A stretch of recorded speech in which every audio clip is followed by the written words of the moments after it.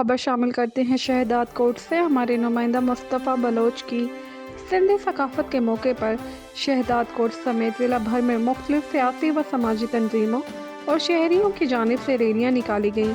شہداد کوٹ کے time news reporter M اسحاق بزدار کی قیادت میں سندھی ثقافتی ریلی نکالی گئی۔ ریلی میں شامل لوگوں نے سندھی گیتوں پر رقص کیا۔ مزید تفصیلات جانتے ہیں ہمارے نمائندہ غلام مصطفیٰ سے۔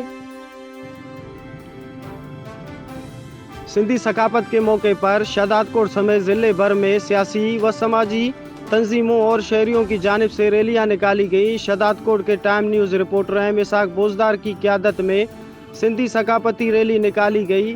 ریلی میں شامل لوگوں نے سندھی گیتوں پر رقص کیا۔ ریلی میں شامل لوگوں نے سندھی ٹوپی اجرک پہنے ڈول پر خوب رقص کیا، سندھ زندہ باد کے نعرے لگائے۔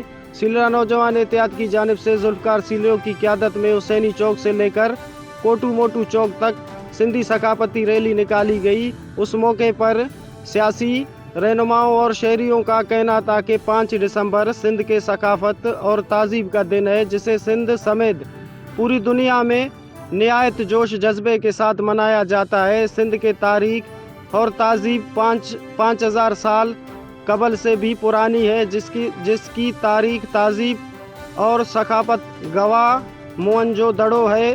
شاید اس لیے سندھ کو تہذیب اور ثقافت کی مان بھی کہا جاتا ہے۔ سندھ جسے باب الاسلام کہا جاتا ہے، مگر سندھ میں رہنے والے تمام پٹھان، پنجابی، بلوچ، ہندو، سکھ، عیسائی بغیر کسی رنگ اور مذہب کے ایک دوسرے کے ساتھ دکھ سکھ میں شامل رہتے ہیں۔ جی